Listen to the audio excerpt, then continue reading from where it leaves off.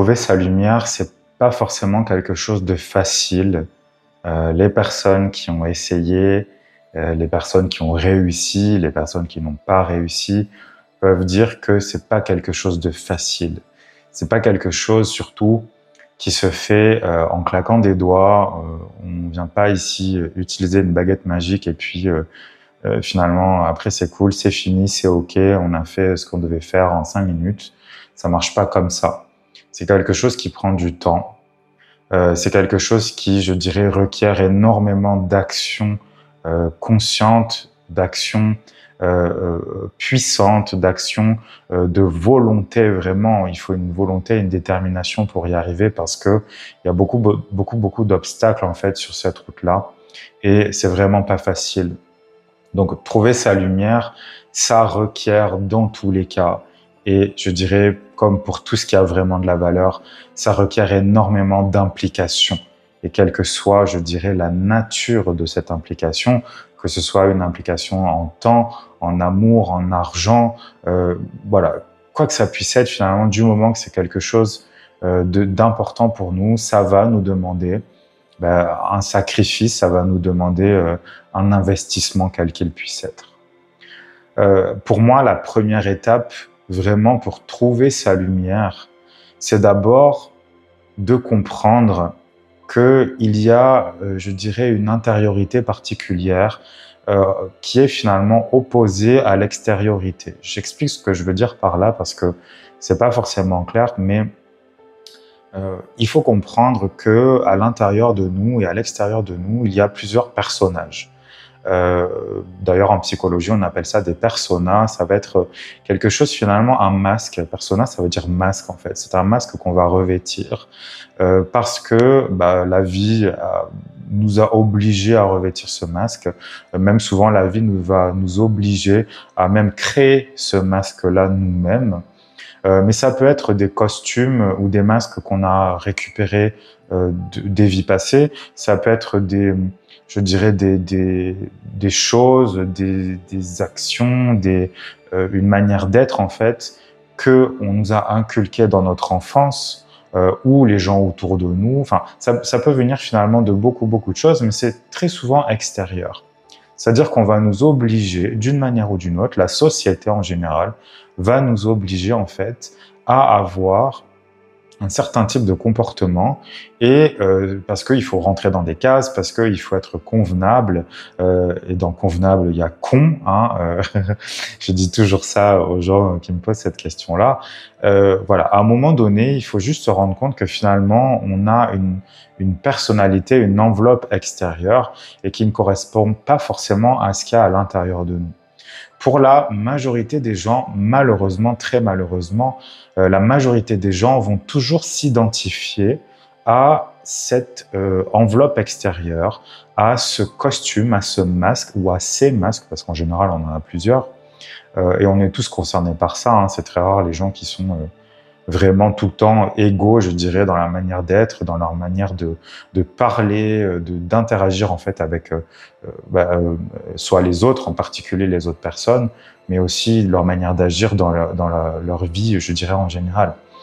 C'est plutôt rare, mais c'est quelque chose qui se travaille. Et donc à un moment donné, comme je le disais, la majorité des gens vont toujours s'identifier à ce qu'ils voient, à ce qu'on leur a renvoyé d'eux, à ce qu'on leur a dit d'eux, à ce qu'on leur a dit qu'il fallait être.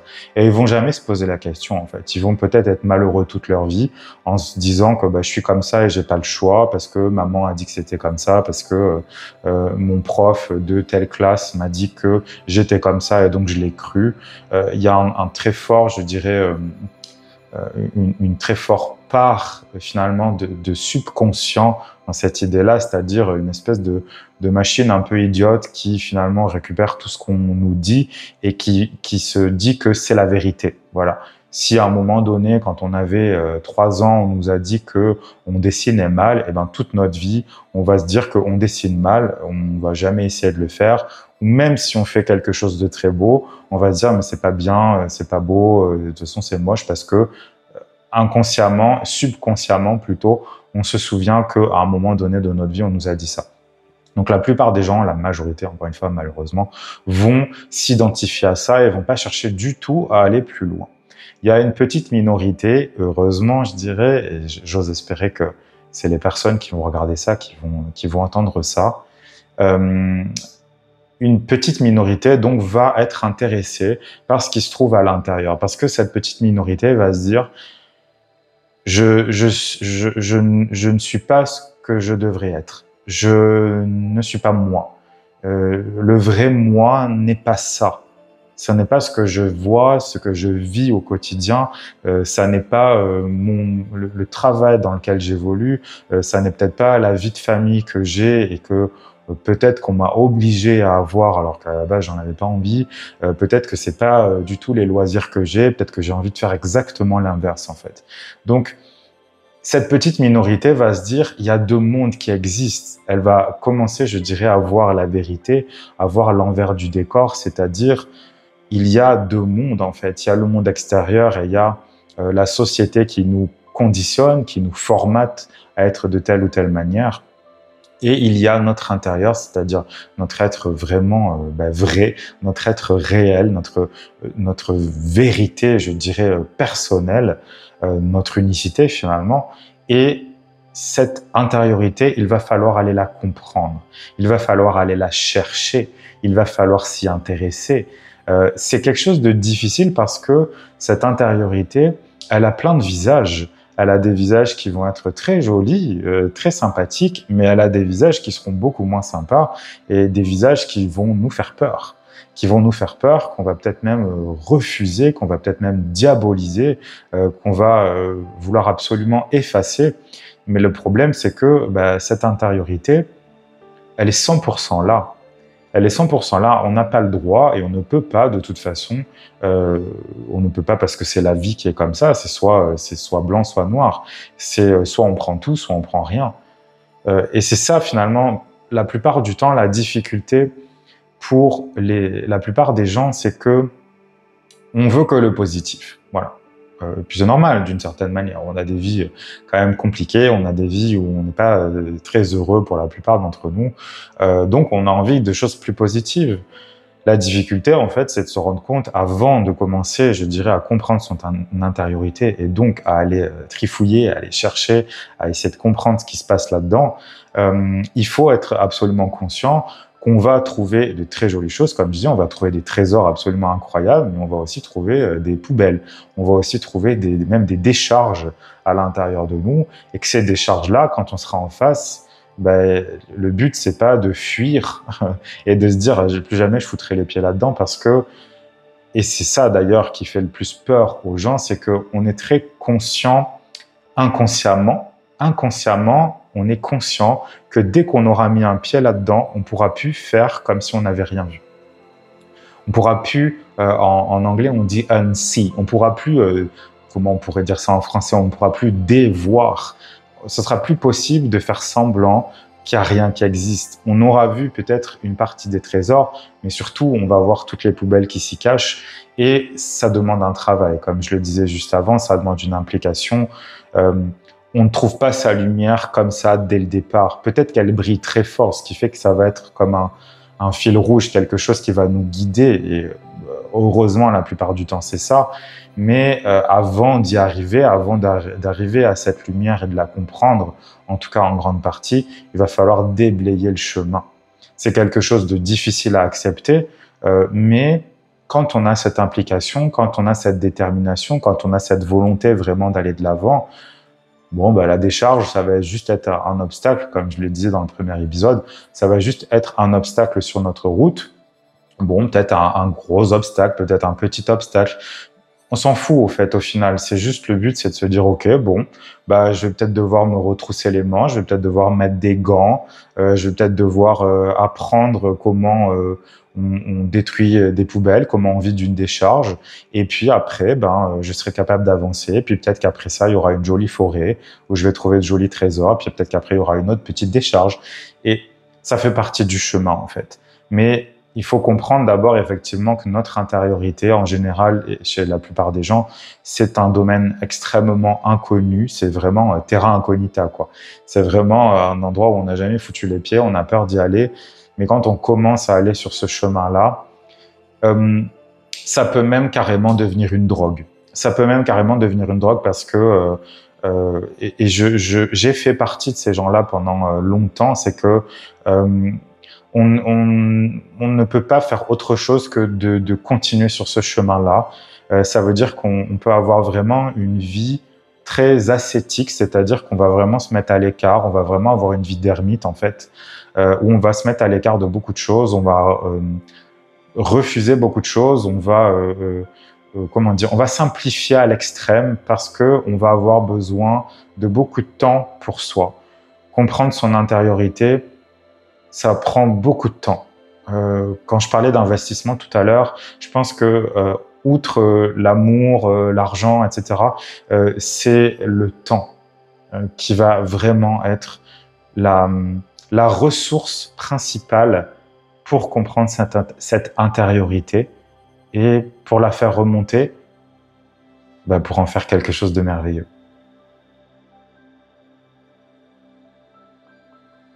Donc une fois qu'on a pris la décision d'aller de l'avant, une fois qu'on a pris la décision d'aller sur ce chemin qui, comme je le disais, ne sera pas de tout repos du tout.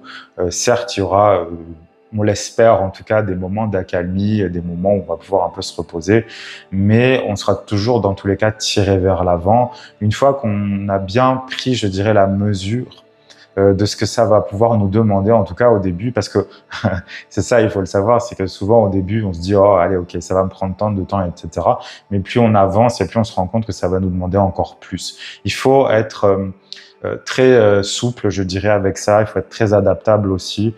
Il faut avoir la conscience que, encore une fois, quand on commence ce chemin-là, c'est un chemin qui ne finit jamais. On peut pas dire à un moment donné, j'aurais trouvé ma lumière et puis c'est ok. Non, pas du tout, parce que après l'avoir trouvée, si tant est qu'on la trouve vraiment un jour, en tout cas dans son entièreté, parce que y a des parties de nous qu'on ne connaît pas et auxquelles on n'a pas forcément accès, mais il y aura forcément quelque chose après. Le but, c'est pas de trouver sa lumière.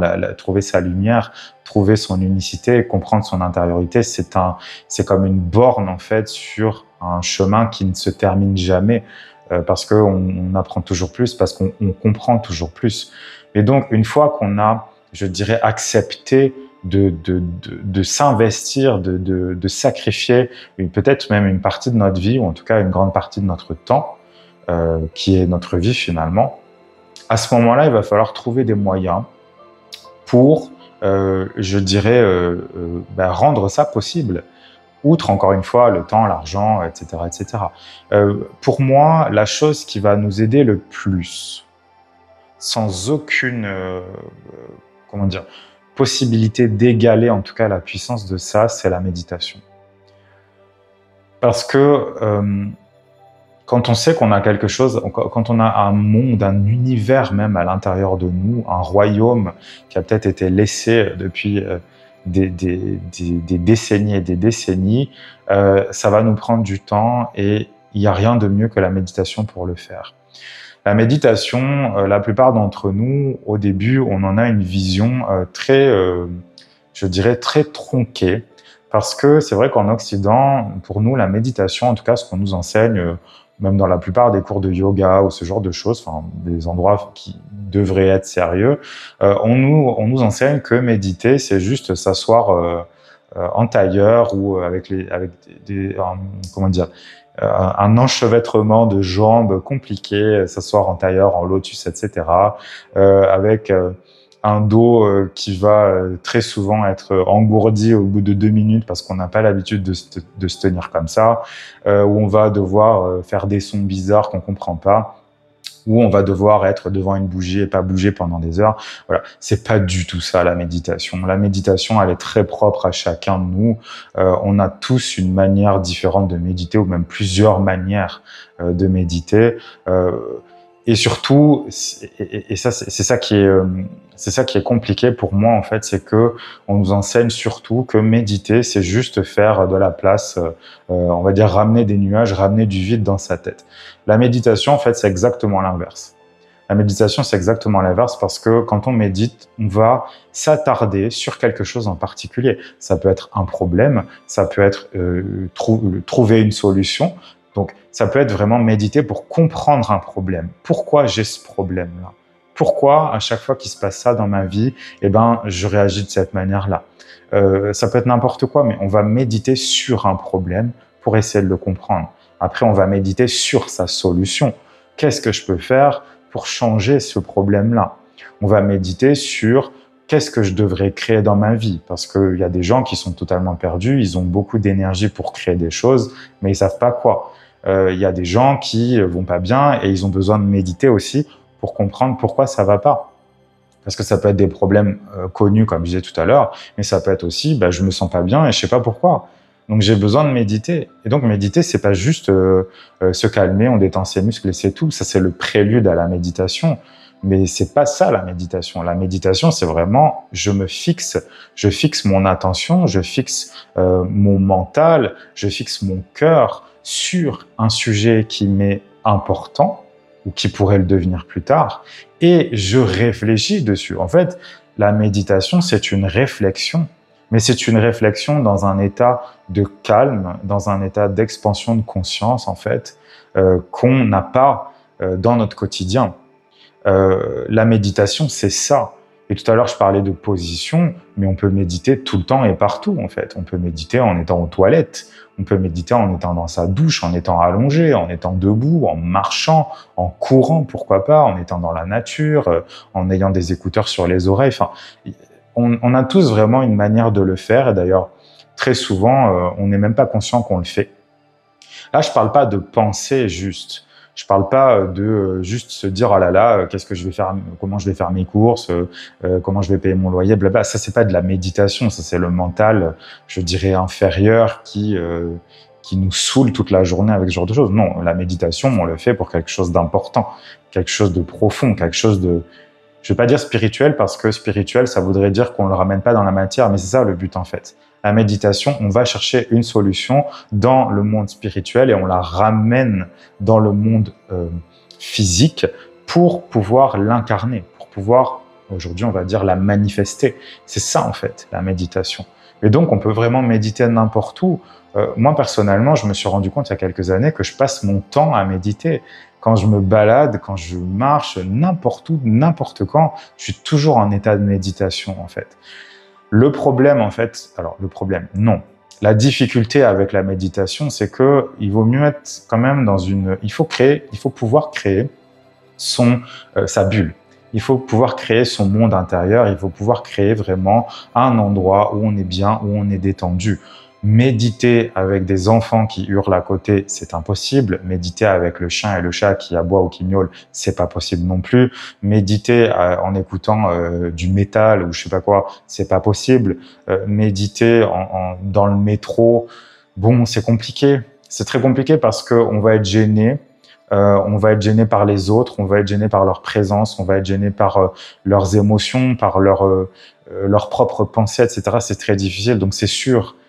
Sauf pour quelqu'un qui a vraiment l'habitude, je dirais, qui a vraiment une pratique méditative assez intense, c'est sûr qu'on se fait les muscles, je dirais d'une certaine manière. La méditation, c'est comme tout le reste, c'est une musculation.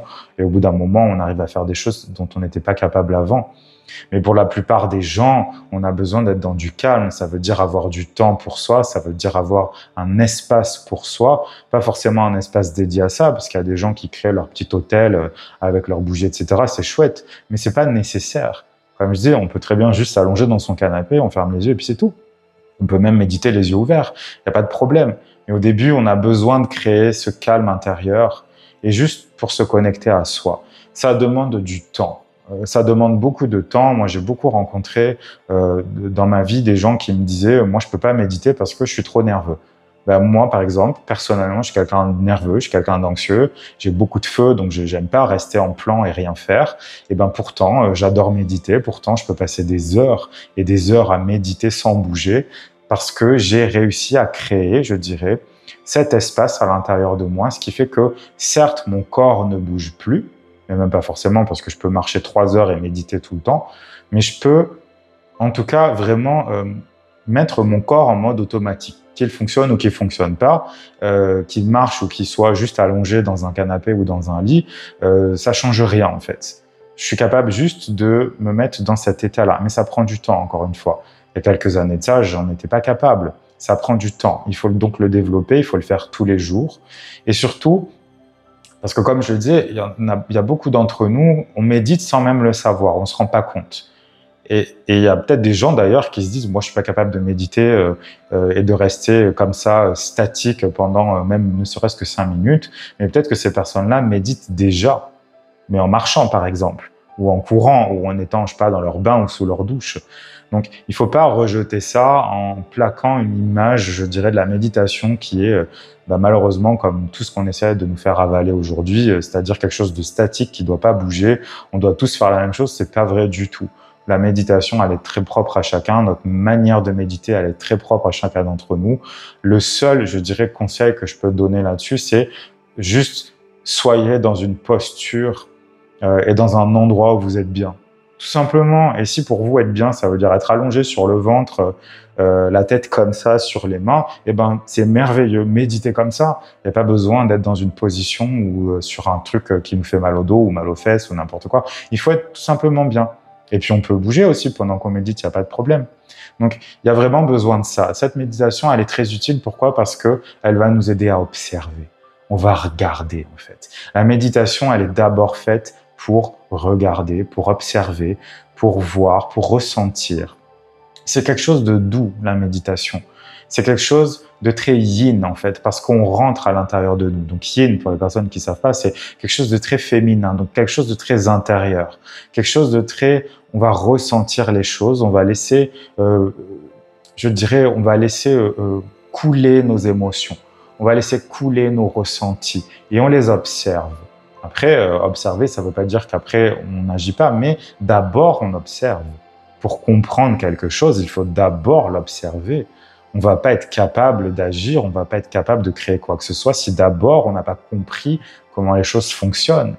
Donc, quand on a un problème, par exemple, on va vouloir savoir d'où ça vient, de quoi ça vient. J'ai un exemple qui me vient. Par exemple, on a, imaginez, vous avez une invasion de fourmis à la maison. Ok.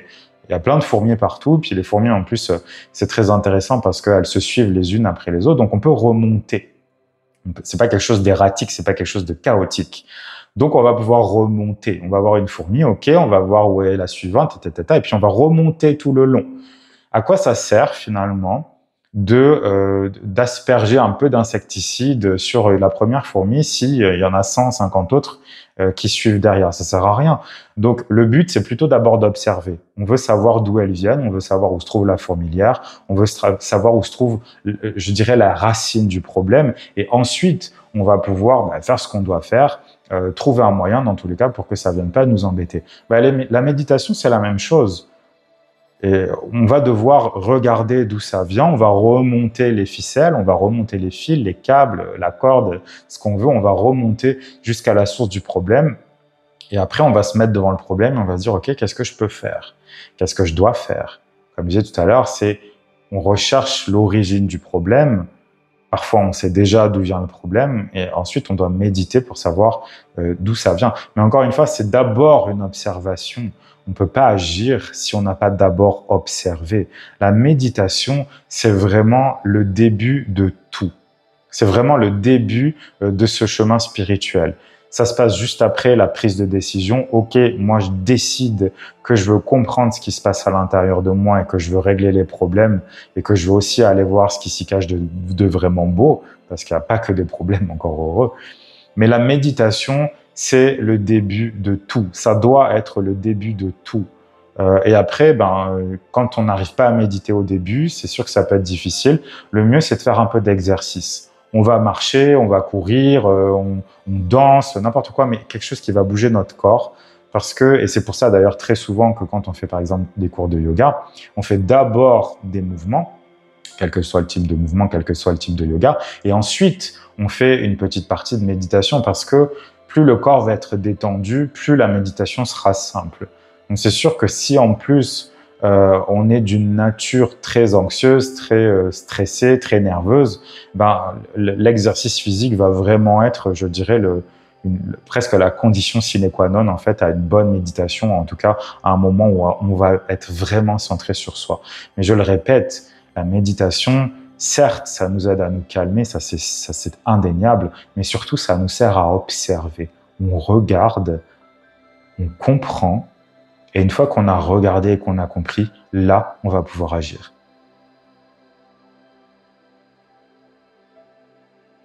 Donc, une fois qu'on a médité, une fois qu'on a pris l'habitude d'observer, une fois qu'on a regardé, je dirais, ce qui va bien, ce qui va pas bien, d'où viennent les problèmes, d'avoir réfléchi déjà un petit peu, de savoir comment on allait pouvoir résoudre ces problèmes-là, quel chemin on va prendre pour aller vers cette résolution, vers ce bien-être, mais aussi qu'on a pris conscience finalement de tout ce qui faisait notre intériorité, c'est-à-dire aussi les belles choses, comme je le disais, on va trouver de très belles choses à l'intérieur de nous, peut-être des choses qu'on avait soupçonnées, peut-être pas du tout.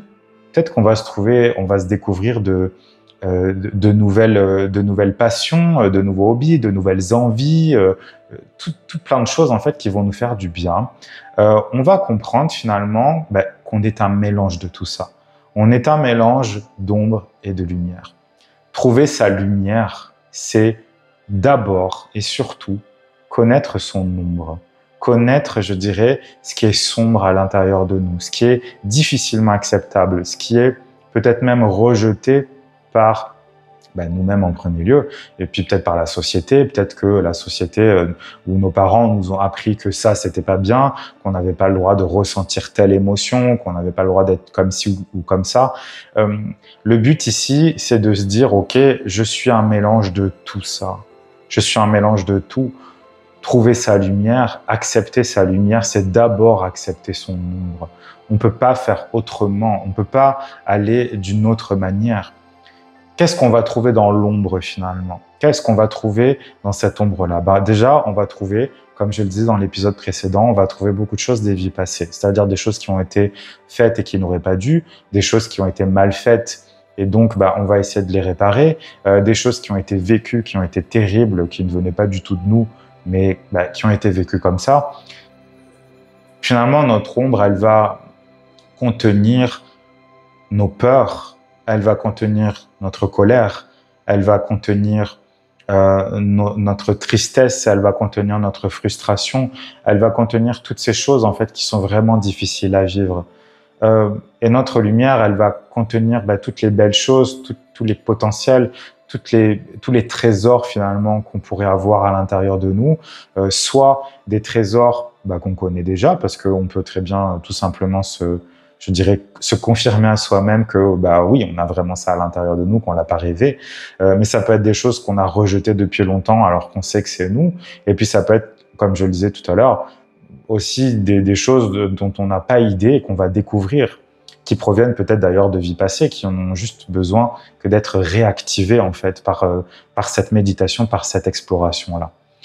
Notre unicité, donc, elle provient de ces deux choses-là. C'est le yin et le yang. C'est le yin et le yang, c'est vraiment ce dessin-là qu'on a l'habitude de voir, le dessin du Tao, en fait. C'est-à-dire qu'il y a toujours un peu de noir dans le blanc, il y a toujours un peu de blanc dans le noir. Sans la lumière, l'ombre n'existe pas, mais sans l'ombre, la lumière ne peut pas exister non plus.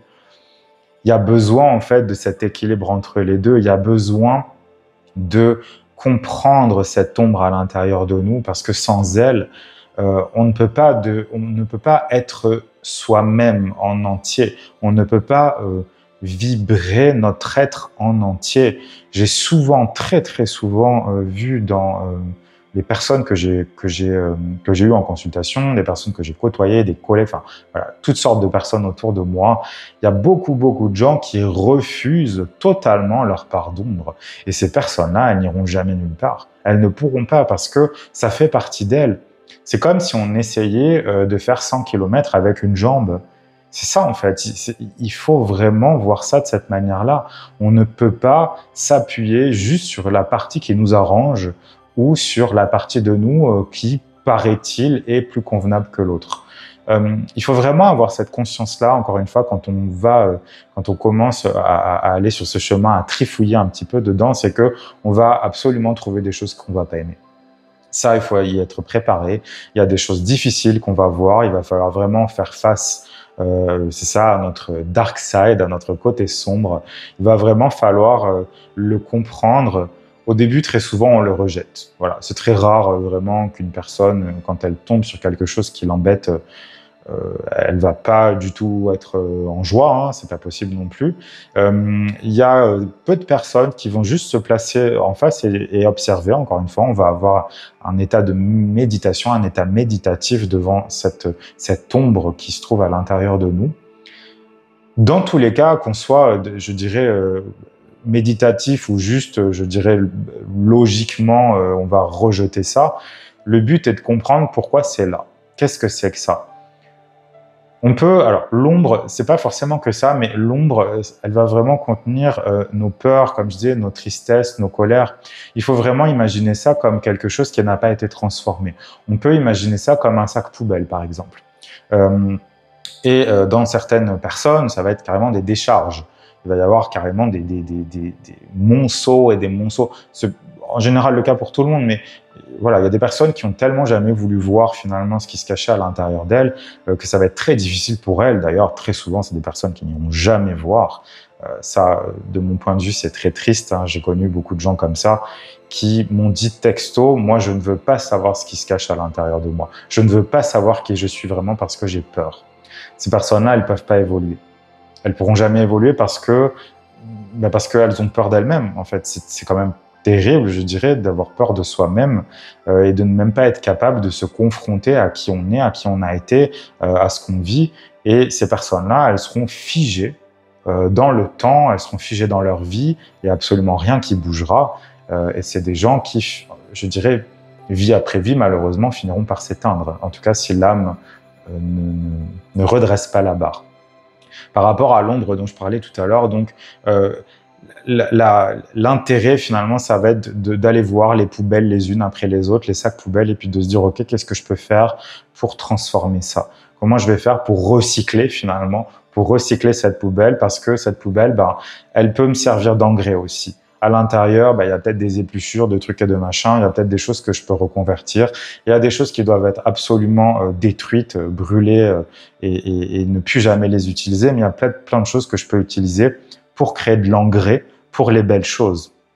La difficulté ici, comme je le disais, ça va être de reconnaître qu'on a ces sacs poubelles à l'intérieur de nous. La plupart des gens, quand ils se trouvent devant ça, alors je mets de côté les personnes qui n'iront jamais, parce que on peut rien faire pour elles, mais les personnes qui vont aller voir et qui vont être très souvent extrêmement choqués de voir cet amoncellement en fait de poubelles à l'intérieur d'eux, c'est-à-dire des choses vraiment qui n'ont jamais été traitées, qui ont été refoulées, des choses qui ont été mises là, on s'est dit qu'on allait s'en occuper plus tard et en fait on fait jamais rien. Ces gens-là justement vont très souvent avoir cette réaction-là, c'est-à-dire que ok, ça c'est pas joli, j'aime pas trop, je vais mettre un drap dessus, un mouchoir, n'importe quoi, un truc pour cacher, je vais mettre ça dans un coin. Et on verra certainement jamais, mais je m'en fous, je veux pas que ce soit là. Ça, personnellement, je trouve que c'est presque la pire chose à faire. Bon, la pire chose à faire, c'est de pas vouloir le voir du tout. Mais pour moi, en fait, c'est terrible de faire semblant que quelque chose n'existe pas alors qu'on sait que ça existe. Comme je le disais juste avant, on ne peut pas dévoir quelque chose qu'on a vu. Une fois que c'est porté à notre conscience, il faut le traiter. Ça ne veut pas dire qu'on doit prendre tous les sacs poubelles et puis se dépêcher de tout faire en 10 minutes. Non, on va devoir prendre le temps de le faire. Ça prend du temps de faire ces choses-là. On ne peut pas, encore une fois, je le répète parce que c'est vraiment important, il nous faut absolument du temps, il nous faut du temps seul, il nous faut du temps loin des autres. C'est très important d'être loin des autres quand on fait ce genre de choses. Parce que les autres, d'une manière ou d'une autre, et même s'ils le veulent pas, et même si nous on le veut pas, vont nous influencer, vont nous retenir, vont projeter leur peur et leur propre poubelle entre guillemets sur nous, et c'est pas possible en fait de faire ça. C'est pour ça que je disais souvent quand on va sur ce chemin-là et que c'est vraiment important pour nous, important pour soi-même en fait, pour vraiment se découvrir, on a besoin d'être beaucoup plus seul qu'avant. Mais donc le but ici, c'est de traiter les poubelles les unes après les autres parce que si on les met dans un coin, ça sert à rien et même pire, comme je le dis souvent, ça va gangréner, ça va moisir et ça va pourrir les choses qui auraient pu être belles ou qu'on aurait pu sauver et finalement, ça va continuer de tout détruire. Et c'est là, en fait, la plus grosse difficulté, c'est encore une fois d'accepter. Premièrement, d'accepter qu'on n'est pas parfait et que donc, en chacun de nous, il y a des poubelles, en chacun de nous, il y a des trésors. C'est comme ça, c'est la vie. Ok, ça marche tout le temps comme ça. La vie, dans la vie avec un V majuscule, il y a la vie, il y a la mort aussi. Il y a les belles choses et il y a les choses moins belles. Donc, on est obligé d'accepter ça aussi. Tout, encore une fois, n'est pas lumière. Il y a de l'ombre aussi, mais l'ombre, elle est utile pour que la lumière grandisse. Imaginez par exemple une fleur, quand elle va être au soleil, elle va pousser, certes, mais si elle est au soleil 24 heures sur 24, ce qui n'est pas possible, il n'y aurait pas de nuit, la fleur, elle brûle en 2 jours. Il y a besoin d'avoir cette alternance en fait entre l'ombre et la lumière, entre la nuit et le jour. Il y a besoin, à l'intérieur de nous, c'est pareil. Ces deux côtés, en fait, doivent s'équilibrer. Mais on peut rendre, je dirais, l'ombre qui n'a pas été traitée, pas inoffensive, mais en tout cas, on peut l'utiliser à notre avantage. Et c'est là où est le danger, comme je disais, c'est de laisser cette ombre faire ce qu'elle veut finalement, parce que quand on dit je mets les poubelles là ou pire, je les traite même pas, je m'en occupe même pas, en fait, on donne toute l'attitude à cette ombre-là, on ne lui donne plus de cadre, on ne lui donne pas la possibilité de se purifier aussi, parce qu'on peut être ombre et pur, ça, je vous laisse réfléchir sur cette question-là, mais il y a besoin vraiment, en fait, de prendre conscience de ça. On n'est pas un être tout blanc, tout noir. On a un mélange de ces deux-là, en fait. Il y a quelque chose qui doit s'équilibrer absolument parce que, parce qu'on pourrait se demander, mais ok, ça sert à quoi d'avoir de l'ombre à l'intérieur de soi? Parce que l'ombre, c'est la tristesse, c'est la colère, c'est tout ça, c'est les peurs. Ok, à quoi ça sert les peurs? Avec une peur, on peut trouver un tremplin pour se dépasser, pour aller encore plus loin. Avec une colère, on peut trouver un carburant pour aller plus loin, pour se dépasser, pour se dire plus jamais ça n'arrivera, parce que ça a été terrible pour moi, et donc ça a créé beaucoup de colère, et je ne veux jamais le revivre. Donc ça nous permet de créer nos barrières, ça nous permet de nous créer nos limites par rapport aux autres, par rapport à nous-mêmes, par rapport à nos actions. Notre tristesse, à quoi elle va être utile? Elle va être utile justement, par exemple, à ne pas recréer, par exemple, une nouvelle relation avec une personne qui nous a déjà fait du mal. On va pas retourner avec cette personne-là, ou on ne va pas aller avec des personnes qui lui ressemblent. Donc on va toujours pouvoir finalement prendre appui sur notre ombre pour faire que notre lumière grandisse de plus en plus. Ou en tout cas faire en sorte que notre lumière puisse s'exprimer tout simplement. Imaginez, vous avez un magnifique trésor et sur votre trésor, imaginez des pièces d'or, des trucs comme un trésor de pirate en fait, et sur vos pièces d'or, vous avez uniquement des sacs poubelles. Voilà, c'est dans une fosse septique, votre trésor, il brillera jamais. Absolument jamais. Donc, qu'est-ce qu'on va faire? On va enlever tout ça. On va enlever. Mais peut-être que s'il n'y avait pas eu cette fosse septique et ce champ de poubelle en face de vous, l'image est très sexy, cette espèce de décharge publique sur votre trésor, est-ce que vous seriez allé enlever les poubelles et creuser pour aller voir s'il n'y avait pas un trésor en dessous? En fait, c'est toujours ça. Donc, accepter ça, c'est absolument primordial. Ça ne veut pas dire qu'on veut absolument qu'il y ait du pas bien à l'intérieur de nous, c'est pas ce que je dis, mais c'est juste accepter que ça puisse exister. Et quand on est devant, plutôt que de dire non, sûrement pas, moi j'ai pas du tout envie de toucher à ça, ça pue, voilà, j'ai pas envie de toucher, je préfère plutôt aller chercher des pâquerettes. Ouais, ok, mais non, ça peut pas marcher comme ça. On peut pas, comme je disais, dévoir. On ne peut pas voir notre misère intérieure. On ne peut pas voir notre crasse intérieure. Je vais même aller jusque-là. On ne peut pas voir ça et faire comme si ça n'existait pas. On va avoir besoin de nettoyer à un moment ou à un autre. Ça, c'est difficile parce que on n'a pas d'autre choix que d'être confronté à ça. Mais il faut l'accepter parce que on ne pourra jamais comprendre son unicité et l'accepter si on ne comprend pas ça d'abord. Parce qu'en acceptant ça, on accepte aussi, c'est une manière, je dirais, tacite envers soi-même, finalement, de s'engager à déblayer tout ça. C'est difficile, mais c'est pas du tout impossible. Et surtout, ça amène énormément de bienfaits par la suite. Dans le premier épisode, j'ai beaucoup parlé de l'âme, en fait. J'ai beaucoup parlé de sa manière de gérer son incarnation et aussi de gérer des choses qui étaient très difficiles pour nous, pour elle aussi d'ailleurs, hein, parce que finalement, c'est quelque chose qui communique les choses difficiles qu'on vit dans notre vie actuelle. En général, ça provient de quelque chose qui a été vécu dans des vies passées et qu'il faut guérir. Maintenant, c'est vrai que on pourrait se poser la question quelle est la vision de l'âme par rapport à tout ça, par rapport au fait de trouver sa lumière, d'accepter le fait qu'on est un être absolument unique. Comment l'âme voit les choses en général? Il faut bien se souvenir de quelque chose, ça c'est très important si on veut comprendre comment fonctionne l'âme, c'est que l'âme, c'est du feu. L'âme, elle est constituées de feu. Toutes les âmes sont constituées de feu. Après, ça ne veut pas dire qu'elles ont toutes, je dirais, un tempérament vraiment feu, quoi. C'est sûr que si on s'incarne avec un thème natal, par exemple, où on n'a que de l'eau, que de l'eau, de l'air et de la terre et qu'on n'a pas du tout de feu, ça ne veut pas dire... Alors, c'est compliqué. C'est vrai que quand on n'a pas de feu du tout, l'incarnation, elle va être compliquée parce que le feu, mine de rien, c'est celui qui tire tous les autres. Voilà. Le feu, c'est un élément qui brûle, c'est un élément qui est masculin plus, c'est un élément qui tire les autres vers l'avant, en fait. On n'a pas ça dans l'eau, on n'a pas ça dans l'air et on n'a pas ça dans la terre. Il y a vraiment une action vers l'avant, il y a vraiment une création extrêmement importante en fait dans le feu.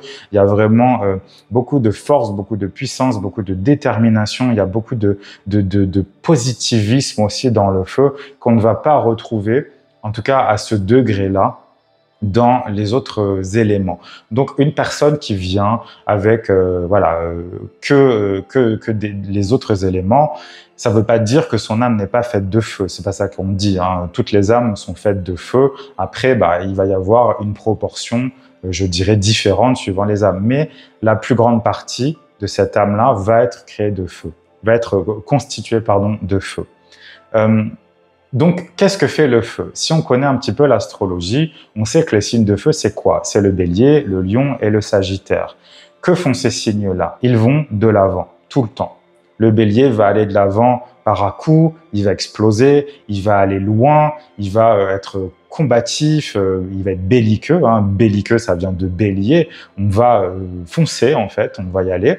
Le lion, lui, il va être plus calme, il va être plus royal, hein, ça va être le soleil, donc il va être tout le temps là par contre, mais il va y avoir un feu qui va brûler tout le temps en continu. Le sagittaire, lui, va être un feu qui va plutôt s'adapter. Tantôt, il va être plutôt fort et il va prendre la place. Tantôt, il va être faible et il va plutôt faire les choses de l'arrière. Le Sagittaire va plutôt être un guide, donc quelqu'un qui sera là quand il y a besoin. Voilà. Le Bélier va être plutôt là tout le temps, il va vouloir toujours prendre le lead, je dirais, il va toujours vouloir être le meneur. Le Lion, lui, il va être la figure tranquille, je dirais, à laquelle on va tout le temps se référer. Et donc le Sagittaire va être le guide, il va être là quand il y a besoin. Mais ces trois signes-là représentent bien finalement, je dirais, l'essence des âmes. C'est-à-dire que le but, c'est quoi? Le but, c'est d'aller plus loin. Le but, c'est d'évoluer. La vision de l'âme, elle est toujours en rapport avec son évolution personnelle. Si l'âme ne veut plus évoluer, c'est très simple, elle meurt. Il n'y a pas d'autre choix. Soit on avance, soit l'âme avance, et donc elle brûle. Il y a des âmes qui perdent tout leur feu, il y en a qui l'entretiennent et qui le font augmenter. C'est comme la lumière, et puis la lumière, c'est quoi? C'est du feu. La lumière, c'est du feu. Donc on est composé d'abord de ça, notre âme est d'abord composée de ça. Donc la vision de l'âme, c'est une vision d'évolution, c'est une vision de transformation. Moi, je veux aller loin. Et quand j'aurai atteint mon but, je réfléchirai tout de suite au but suivant. Peut-être même que j'ai déjà plein d'idées sur le but suivant. J'en ai déjà parlé, je crois, dans une de mes vidéos précédentes où je disais, moi, en tant que Sagittaire, par exemple, mon dicton, c'est pas le but le plus important, mais c'est le voyage. C'est le voyage qui nous amène jusqu'à notre but. Et peut-être même que des fois, on va changer de but en cours de voyage parce que bah, finalement, on voulait l'expérience du voyage, mais on s'en foutait finalement de la fin. Donc, il n'y a pas de problème. Mais le but, c'est ça. L'âme, elle veut évoluer, elle veut se transformer, elle veut justement que nous, en tant qu'incarnation, qu'on comprenne aussi ce qui s'est pas bien passé et qu'on puisse le résoudre, qu'on puisse faire le ménage à l'intérieur de nous. Ben, son ménage à elle, finalement, parce que ben, comme on est une projection de l'âme d'une certaine manière, on est une projection de ce qu'elle est, donc on est une partie de notre âme, on pourrait dire ça comme ça, parce que souvent on dit, et je suis le premier à le dire, l'âme c'est une partie de nous. Oui, c'est vrai, mais en fait, ce qui serait plus vrai de dire, c'est que nous sommes une partie de notre âme qu'elle va incarner pour avoir... J'imagine vraiment tout ça comme un doigt, en fait. Il faut imaginer voilà, imaginez votre âme, c'est comme si c'était une boule de lumière, une boule de feu, et elle va faire descendre comme un petit doigt, un petit trait, en fait. Et ça, c'est nous. Et puis nous, on est au bout, en fait, et on vit ce qu'on doit vivre. Et après, hop, elle fait remonter le feu, et elle va, je dirais, fusionner avec les expériences qu'on a eues dans notre vie actuelle. Mais donc, bah, on est un bout de notre âme, on est une facette de notre âme. Et donc, bah, notre rôle, je dirais, c'est de mener à bien les desseins de notre âme. On n'a jamais dit par contre que c'était facile, on n'a jamais dit que c'était quelque chose d'acceptable, parce que souvent ça l'est pas. Souvent, enfin en tout cas, on a du mal à accepter. C'est pas que c'est pas acceptable, c'est que on a du mal à accepter d'être le bout de quelque chose d'autre, et souvent on le comprend pas. Souvent, on veut même pas le comprendre. En fait, on coupe court. Moi, j'ai eu beaucoup de gens comme ça qui ne voulaient absolument pas entendre parler de ça. Pourtant, ça reste la vérité. Bon, après, j'ai envie de dire, à la limite, on s'en fiche de ce qu'on croit du moment qu'on avance. Le but, c'est d'avancer. Et donc, c'est ça. Le but, c'est toujours d'avancer. Toujours de se rendre compte qu'on est capable de plus, qu'on est capable de mieux, qu'on est capable d'aller plus loin, qu'on est capable de plus, en fait. Toujours. Toujours. Et ça veut pas dire que l'âme... Alors, ça peut vouloir dire ça, mais la plupart des âmes, quand même, elles vont y aller à leur rythme, en fait. Il y a des âmes qui vont aller très vite, il y en a qui vont aller très lentement, mais c'est ce que je dis souvent aux personnes qui viennent me voir, il faut trouver son propre rythme. Il y a des gens qui veulent ressembler à d'autres personnes parce que cette personne-là, elle est allée très vite, mais pas du tout. Pas du tout, on a chacun notre rythme et peut-être que dans cette vie, on pourra aller vite et que dans la prochaine, on pourra aller lentement et inversement. Ça aussi, il faut l'accepter parce que de toute façon, et très souvent, et je l'ai vécu personnellement et je le vis en fait tous les jours de ma vie, c'est que quand j'essaye d'aller trop vite, moi avec tout mon feu de Sagittaire, j'ai toujours envie d'aller plus vite que ce que la vie me propose. Et finalement, à l'intérieur de moi, je sens que tout est bloqué parce que c'est pas le moment. C'est juste pas le moment. Ça veut pas dire que j'ai raté quelque chose. Ça veut pas dire que je vais pas assez vite ou ça veut pas dire que je vais trop lentement. Ça veut juste dire que c'est pas le moment. Voilà. Ça peut être frustrant. Je sais de quoi je parle. Ça peut être très frustrant de se sentir bloqué par la vie parce que on doit attendre un instant T où il va se passer telle chose et donc pouf, on va pouvoir bifurquer et continuer notre chemin. Mais encore une fois, ça, il faut l'accepter. Et plus on l'acceptera et plus, je dirais, on prendra le temps justement de ces peut-être des petits temps de repos, justement pour se reposer, pour se faire du bien, pour souffler, pour peut-être profiter de la vie, plutôt que de se battre tout le temps, on ira encore mieux. Et encore une fois, il faut vraiment partir du principe que notre âme nous amènera toujours dans un endroit où elle va pouvoir évoluer. Et qui dit évoluer, dit forcément travailler sur soi. Ça veut dire forcément se dépasser, ça veut dire forcément se battre, ça veut dire forcément tout ça. C'est du feu. C'est quoi les caractéristiques du feu? C'est pas des gens qui vont être là, qui vont attendre. Non, c'est des gens qui vont agir. Et quand ils peuvent pas agir, ça les rend dingues, ça les rend fous. Ils sont obligés de faire. Ils sont obligés de créer. Ils sont obligés de peaufiner. Voilà, ça n'a pas marché. On détruit tout, on recommence. Et on verra bien à un moment donné où ça fonctionne. Il n'y a pas de... Le feu, en général, on va pas prendre 36 chemins, hein. C'est un chemin tout droit. Ok, ce chemin-là, il fonctionne pas, on en essaie un autre. Mais on n'attend pas, en fait. Et l'âme, c'est comme ça qu'elle va fonctionner aussi. Elle va essayer des choses. Parfois, ça va pas marcher. Parfois, elle sait que ça va pas marcher, mais elle va utiliser cet échec pour l'utiliser comme tremplin pour aller ailleurs. Parfois, elle s'imaginait que ça allait marcher, puis finalement, ça marche pas. Et là, c'était très difficile à gérer. Mais il n'y a pas d'autre choix, en fait. Il n'y a pas d'autre choix que d'essayer. C'est comme vous, quand vous essayez quelque chose, imaginons que vous avez envie de cuisiner un truc super compliqué avec une recette vraiment difficile à faire, etc., avec plein d'étapes, etc. Bon, ben, on va essayer une fois. Mais en même temps, si vous avez jamais cuisiné de votre vie, il y a peut-être des chances que ça marche pas. Par contre, si vous êtes plus expérimenté, peut-être que vous allez réussir votre recette du premier coup. Mais encore une fois, bah, peut-être qu'à un moment donné, il faut juste commencer. Et accepter aussi qu'on va se vautrer, accepter que ça va pas marcher du premier coup, accepter qu'on va peut-être faire les choses très mal et que ça va virer en catastrophe. Ça peut, bah après, évidemment, faut pas se dire, si à chaque fois que je fais quelque chose, ça vire en catastrophe. Il faut juste se dire que si jamais ça arrive, eh ben, c'est pas grave. On reprendra. Bon, vaut mieux rester positif quand même. Encore une fois, on est ici dans l'élément feu, dans le feu de l'âme. Le feu est positif. Peut-être des fois trop, peut-être qu'il se surestime, mais au moins il a la volonté d'aller plus loin.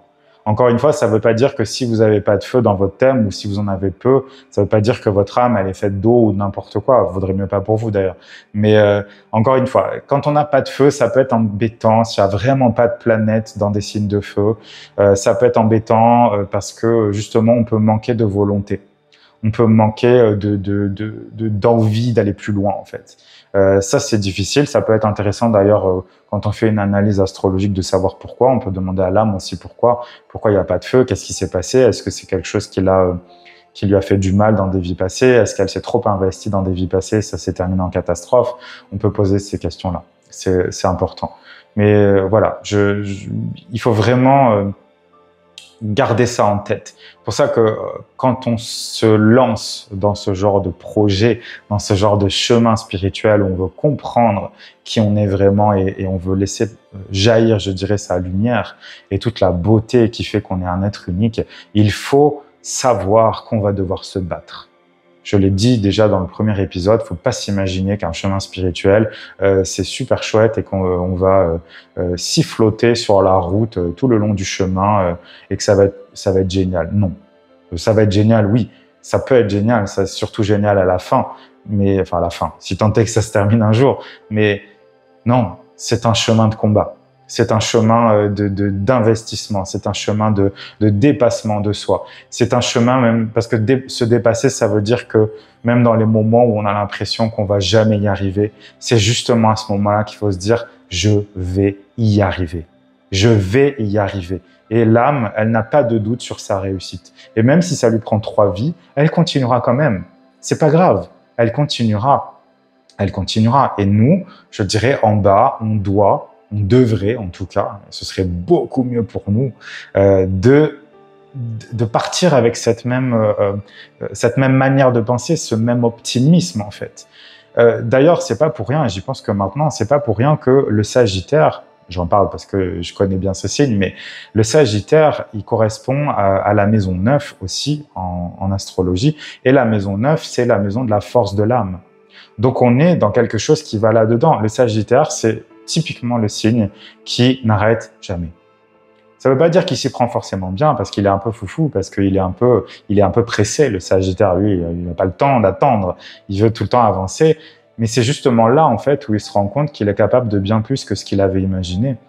Et au moment où il a l'impression d'être en train de crever, il est couché sur la route, comme dans un film, avec la pluie qui tombe dessus, il pleure parce qu'il en peut plus. Il va trouver quand même à l'intérieur de lui la force de se relever.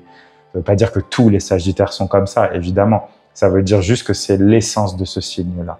Le Sagittaire, il veut brûler pour comprendre. C'est la foi, en fait, c'est le feu de la foi, le feu de la confiance en soi, le feu de la confiance en la vie, le feu de la connaissance profonde de qui on est, en fait.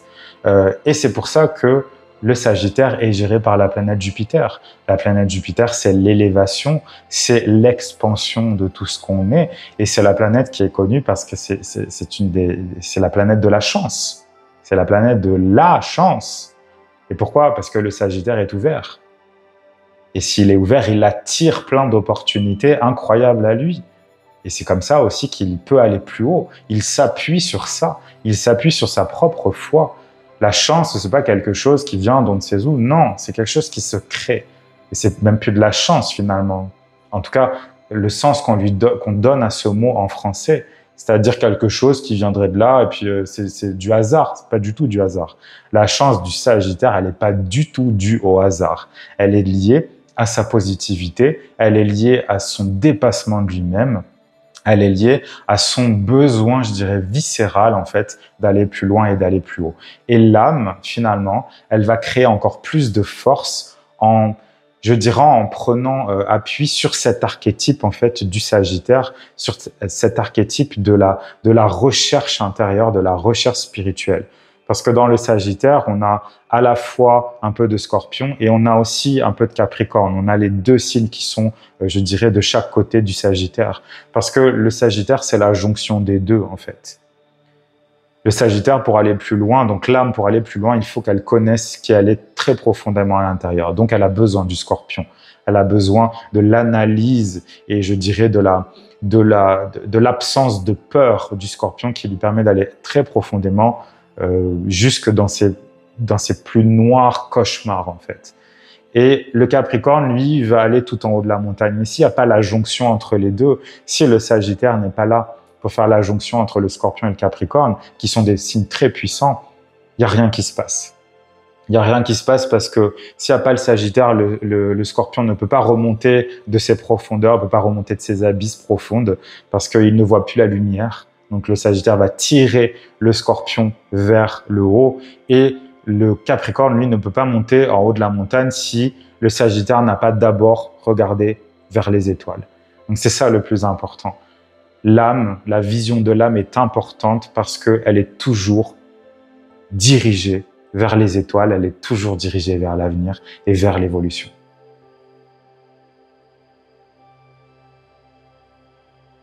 Donc, ok, là, on est au début du chemin, en fait. On est tout au début du chemin et on se dit, je veux savoir qui je suis. Je veux comprendre ce qui se passe à l'intérieur de moi. Je médite donc. J'ai pris la décision de méditer pour voir ce qui se passe, pour observer, pour savoir exactement ce qu'il y a, le bien, le pas bien. J'apprends aussi à accepter mes défauts, j'apprends à accepter les choses qui n'ont pas été transformées à l'intérieur de moi, j'apprends à reconnaître les poubelles, les sacs poubelles et les décharges qu'il y a à l'intérieur de moi, j'apprends à regarder les beaux trésors et aussi à les accepter parce que un trésor, ça peut aussi nous terrifier. On peut voir des choses magnifiques à l'intérieur de nous et puis être terrorisé à l'idée que ça puisse exister, et que ça puisse même se manifester dans la réalité, c'est possible évidemment. Tout peut faire peur en fait, les choses qui font vraiment peur et puis les choses qui font pas peur du tout. Tout peut être impressionnant et au final on va rejeter cette chose-là pendant un temps. Et donc une fois qu'on a fait tout ça, une fois qu'on a compris aussi finalement où notre âme veut nous amener, ou surtout elle veut aller, dans quelle direction elle veut aller, et ce qu'elle veut transformer, ce qu'elle veut dépasser, les peurs qu'elle a elle-même, comment elle va pouvoir les dépasser, les purifier en fait avec le feu, comme on l'a vu juste avant, avec son feu intérieur. Qu'est-ce qui reste à faire? Eh bien, vaincre ses peurs. On ne peut pas avancer si on reste bloqué tous les deux pas parce qu'on a peur de quelque chose. On parle souvent de courage. Le courage, c'est quelque chose évidemment d'important pour vaincre ses peurs. Mais pour moi, il n'y a pas de courage sans peur. Quelqu'un de courageux, c'est forcément quelqu'un qui a vaincu ses peurs. En tout cas, qui a vaincu certaines de ses peurs. Parce que des peurs, bon, on ose espérer qu'à un moment donné, on se débarrassera de toutes celles qu'on a. Mais quelqu'un de courageux, c'est quelqu'un qui a fait. On n'est pas courageux comme ça. On ne naît pas courageux. Il y a même des gens qui sont extrêmement courageux et qui ont vécu des choses très difficiles et qui n'étaient pas du tout courageux dans leur enfance. C'est peut-être des gens d'ailleurs qui se sont laissés marcher dessus pendant longtemps. Ce sont peut-être des gens qu'on a martyrisés, qu'on a vraiment Ça arrive très souvent d'ailleurs, il y a beaucoup de témoignages comme ça, hein, de gens qui ont eu des vies, des enfances affreuses, où ils ont vécu les pires choses de la terre, ils se sont fait harceler de tous les côtés, ils ont été vraiment humiliés dans tous les sens, et c'est ces personnes-là qui sont les plus courageuses. Et de l'autre côté, on a des personnes qui ont vécu la même chose, mais qui ont sombré dans la dépression, qui ont sombré dans les addictions, etc. Bon, finalement, qu'est-ce qui fait la jonction entre une personne qui s'en est sortie et qui s'en est sortie plus forte et une personne qui a tout laissé aller? Pour moi, il y a une très grosse dose de courage. Le courage, il vient malheureusement et heureusement, malheureusement parce qu'on est obligé d'en passer par là, mais vient très souvent, et quasiment tout le temps d'ailleurs, des épreuves qu'on a vécues, et des épreuves, pas forcément qu'on a réussi tout de suite, mais en tout cas, on ne s'est pas laissé faire. Voilà. Ça veut pas dire être courageux, justement, ça veut dire j'ai vécu des échecs, j'ai vécu des choses difficiles, j'ai été humilié, personne ne m'a aidé, et j'ai quand même réussi. Et j'ai quand même réussi à être là où j'en suis, j'ai quand même fait ce que j'ai fait, j'ai quand même créé ce que je voulais créer, en fait. Les peurs, ça n'est pas une excuse. Ça n'est absolument pas une excuse. Combien de fois j'ai entendu des gens autour de moi dire « Oui, mais j'ai peur, donc je ferai pas ça. » Mais c'est justement parce que tu as peur qu'il faut que tu le fasses. Après, alors, il faut pas me faire dire ce que j'ai pas dit. C'est pas parce qu'on a peur de quelque chose que ça veut dire qu'il faut forcément passer au-dessus de cette peur-là. Je le disais dans le premier épisode, il y a des fois des âmes qui placent des peurs, paniquent de quelque chose, justement parce qu'il faut surtout pas aller derrière. Il faut surtout pas, je dirais, casser cette peur-là, parce que c'est ce qui va sauver la personne à un moment ou à un autre, ce qui va sauver l'âme. Donc, il faut encore une fois méditer pour comprendre. Et si notre âme, pendant une méditation, nous dit il faut surtout pas aller là parce qu'il faut pas que tu y ailles, et si tu as peur de ça, c'est pour une très bonne raison, et il faut pas aller voir ce qui se passe derrière, vaut mieux pas y aller. Parce que là, on ne sera pas déçu du voyage. Ça va pas être très cool. Puis en général, les âmes, si elles mettent des barrières comme ça, si elles mettent comme des espèces d'écrans, on appelle ça des firewalls, enfin comme un antivirus en fait, pour que personne n'aille là, il vaut mieux pas y aller, parce qu'elles pourraient, je dirais, se mettre en colère, on va pas dire ça comme ça, mais elles vont peut-être créer encore plus de barrières et nous faire aller finalement dans des situations encore plus difficiles pour qu'on comprenne bien qu'il vaut mieux pas y aller. Et peut-être que c'est juste pas le moment et que ça le sera plus tard. Mais dans tous les cas, vaincre ses peurs, ça veut dire justement avoir le courage d'aller par-dessus. Quand j'ai peur, je me mets un petit coup de pied au cul, je me donne du courage et puis j'y vais. Et puis ça marche pas. Si ça marche pas, ok, je recommence. 1, 2, 3, 4 fois. Peut-être qu'au bout de 4 fois, je me dis, bon, c'est peut-être pas le moment, ou c'est peut-être pas l'endroit, ou c'est peut-être pas, voilà. Mais il y a eu le courage, par contre, de vaincre ces peurs-là. Il y a eu le courage de se dire, je suis capable d'aller plus loin, je suis capable de vraiment passer par-dessus ça. Comme je le disais dans l'épisode précédent, les obstacles font partie du chemin. Et les peurs sont des obstacles. Ce sont des obstacles.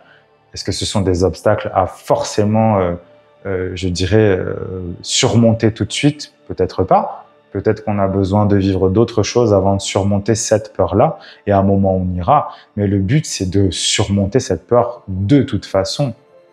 Après, c'est sûr, comme je le disais, c'est compliqué de savoir est-ce que c'est dans cette vie ou dans une autre vie que je vais devoir surmonter cette peur. Au bout d'un moment, quand on est devant, en fait, et surtout quand on a une certaine expérience des choses, on sait exactement si ce défi, cette peur en face de nous doit être relevé maintenant ou pas. On a comme cette espèce de truc intérieur qui nous dit c'est maintenant. C'est maintenant et j'ai plus le choix. J'ai plus le choix que d'y aller. J'ai plus le choix parce que je peux plus regarder en arrière. Il n'y a plus rien en arrière qui peut m'aider. Donc, aujourd'hui, ça va juste être du courage et c'est tout. Et normalement, si les choses sont bien faites, si l'âme a bien préparé cette incarnation, on doit avoir tout ce qu'il faut à ce moment-là. On doit se sentir prêt. Ça ne veut pas dire que la peur n'existe plus. Elle est là, elle est bien vivante, elle est bien en face de nous et elle nous terrorise. On se dit, je sais même pas comment je vais faire pour surmonter cette peur. Et en fait, plus on se rapproche de la peur et plus on voit des prises dessus. Et on va pouvoir s'accrocher, on va pouvoir monter, on va pouvoir la dépasser. Et c'est ça, c'est comme ça qu'on crée du courage, en fait. C'est comme ça je dirais même qu'on va renforcer sa propre lumière, parce que le but, c'est de trouver sa lumière. Mais on peut pas trouver sa lumière si dès qu'il y a un mur, dès qu'il y a une peur, dès qu'il y a un obstacle devant nous, on se dit, oh, bon, bah, ok. Moi, je pensais que ça allait être, voilà, on se met dans un bateau, c'est ça, le cul dans une gondole, et puis, voilà, il y a quelqu'un qui rame à côté de nous, et on fait rien, on est juste là. Non, ça marche pas comme ça. C'est à nous de créer la gondole, c'est à nous de créer la rame, c'est à nous de ramer, et puis quand il y a un obstacle, eh ben, c'est à nous de le contourner ou de peut-être trouver un autre chemin totalement différent. Mais dans tous les cas, il faut se débrouiller. Il faut être super débrouillard, en fait, pour faire ce genre de choses. Il faut être vraiment... Bah déjà, il faut savoir qui on est. Donc, c'est pour ça que tout ce qu'on a fait avant nous aurait été utile, de méditer, de comprendre, d'accepter les choses qu'on peut pas bouger pour le moment, de savoir aussi sur quel trésor on va pouvoir s'appuyer à l'intérieur de nous pour surmonter cette peur-là. Mais dans tous les cas, on n'a pas d'autre choix que d'y aller, quoi. Il y a des gens qui resteront bloqués à vie parce qu'ils ont peur d'un truc. Alors peut-être que nous, de notre côté, on se dit, ben, il est con, pourquoi il a peur de ça? Pourquoi cette personne a peur de ça? C'est rien. Mais pour cette personne, c'est une montagne absolument infranchissable. On peut pas juger ces genres de choses. Par contre, c'est sûr que il y a des gens qui bougeront pas ou très peu. Il y a des gens qui resteront totalement bloqués sur leur peur. Et comme je le disais, parfois l'âme n'a pas d'autre choix que de choquer violemment en fait cette partie d'elle, donc cette incarnation, donc nous en fait en bas, pour que la peur puisse être dépassée enfin. Il y a des peurs qui sont là depuis des vies et des vies et des vies. C'est très compliqué de gérer ça en fait. Mais comme je le disais, cultiver le courage, c'est pas juste, je dirais, répéter un mantra, je suis courageux. Bon, peut-être que ça peut aider évidemment, mais on ne peut pas générer du courage, on ne peut pas alimenter sa propre lumière intérieure, donc son feu intérieur, si on ne se confronte à rien. Voilà. Si on reste là, à rien faire, à attendre et à se dire, bah, à un moment donné, peut-être que la peur, elle partira toute seule. Non, elle sera là et peut-être même qu'elle va gonfler. Et on ne veut pas ça. Donc quand on voit une peur, on l'analyse, encore une fois, on médite, on comprend pourquoi j'ai peur de ça. Qu'est-ce qui se passe? Qu'est-ce qui crée cette peur? D'où elle vient? Et puis qu'est-ce qui la renforce dans ce que je fais aujourd'hui? Est-ce qu'il y a des choses ou des gens qui renforcent cette peur à chaque fois que... c'est souvent des gens d'ailleurs, hein, on a beaucoup de gens autour de nous qui renforcent nos peurs. Qu'est-ce que je fais? Est-ce que je laisse toute l'attitude à cette personne-là ou est-ce que je m'en éloigne? Est-ce que je laisse toute l'attitude à cette situation alors que ça fait augmenter mes peurs à chaque fois que je suis dedans? Il faut aussi, encore une fois, méditer, observer, comprendre, noter même, pourquoi pas. Alors, noter, c'est bien sur le moment, si on a des idées. Après, vaut mieux pas garder nos notes tout le temps parce que ça sert à rien. Ça ancre encore plus les peurs, justement, et les obstacles dans la matière. Non, on veut s'en débarrasser. Donc, une fois qu'on a réussi, je dirais, à passer au-dessus de notre peur, on jette les notes. Voilà. C'est quelque chose d'important, ça aussi. Mais c'est ça, vaincre les peurs, c'est absolument nécessaire, c'est absolument indispensable. Ça fait mal toujours, c'est toujours difficile. Ça fait peur, les peurs, ça fait peur. Mais c'est comme ça qu'on gagne du courage, c'est comme ça qu'on se dépasse, c'est comme ça qu'on réussit, je dirais, les défis que notre âme a fixés pour nous. Puis c'est aussi comme ça qu'on dépasse les obstacles qu'on s'est soi-même placés dans notre vie. Soit par je dirais par indolence, c'est-à-dire qu'on a laissé les choses se faire. Voilà, comme je disais tout à l'heure avec mes images de décharge, de sacs poubelles, etc. Bon, a priori, quand on a un sac poubelle qui est plein, on le sort, on le donne, on le met dans une benne, ou on attend que les éboueurs passent pour l'enlever, mais on le sort de chez nous. C'est logique. Est-ce que c'est intéressant de fermer son sac poubelle et de dire bon, je vais le laisser au milieu du salon? Je pense pas. Donc c'est ça aussi. C'est finalement le courage se crée aussi dans le quotidien. Dans le quotidien, dans tous les jours en fait, faire quelque chose pour monter d'un cran. Et même si c'est juste un petit cran, eh bien c'est pas grave. ça veut dire qu'on est toujours un cran plus haut que ce qu'on a été avant. Donc il faut y aller, il faut y aller, il faut y aller, on continue. Et tous les jours, on monte un cran, on monte sur le barreau suivant de l'échelle, on met une brique en plus sur notre mur. Mais c'est comme ça qu'on fait en fait. Le courage, ça se gagne pas d'un coup en se mesurant à un géant. On est tout petit, bon ok, qu'est-ce qu'on va pouvoir faire? Non, c'est pas comme ça que ça marche. C'est tous les jours qu'on grandit, c'est tous les jours qu'on arrive à vaincre nos peurs, c'est tous les jours qu'on développe du courage, c'est tous les jours qu'on alimente notre lumière intérieure. Donc une fois qu'on a conscience de cette lumière, en fait c'est ça, c'est concomitant, c'est-à-dire que ça va vraiment se passer en même temps. Plus on va avoir du courage, plus on va vaincre nos peurs, plus notre lumière va s'afficher devant nos yeux, et plus on va pouvoir être émerveillé aussi de notre lumière. Mais plus notre lumière va être puissante, et plus on va voir d'autres peurs, parce qu'elle va mettre la lumière, en fait, vraiment comme un phare, comme il faudra que je vous explique le thème, enfin le titre de ce podcast. Mais c'est ça, en fait, ça va créer comme un phare, on va mettre en lumière d'autres peurs et d'autres chemins et d'autres défis et d'autres beautés et d'autres choses. On va avoir de plus en plus, je dirais, la maîtrise de notre lumière intérieure. Donc, on va pouvoir régler le faisceau de lumière pour qu'il soit sur un endroit bien particulier. Pourquoi pas aider les autres d'ailleurs à trouver leur propre lumière. Mais c'est important, cette idée de courage, parce que sans le courage, on reste sur place. Sans le courage, on ne peut pas aller plus loin. Et donc, sans courage, au final, on meurt. Et on ne veut pas mourir. Le but de l'âme, on se rappelle, c'est d'aller plus loin. Donc, c'est de rester tout le temps en évolution, d'être tout le temps en recherche du mieux, du plus. Les âmes, c'est un peu des éternelles insatisfaites. Ok, on a réussi ça, moi je veux plus. Je veux plus, je veux mieux, je veux aller plus loin et je veux voir ce qu'il y a derrière. Avoir le courage de voir ce qu'il y a encore plus loin.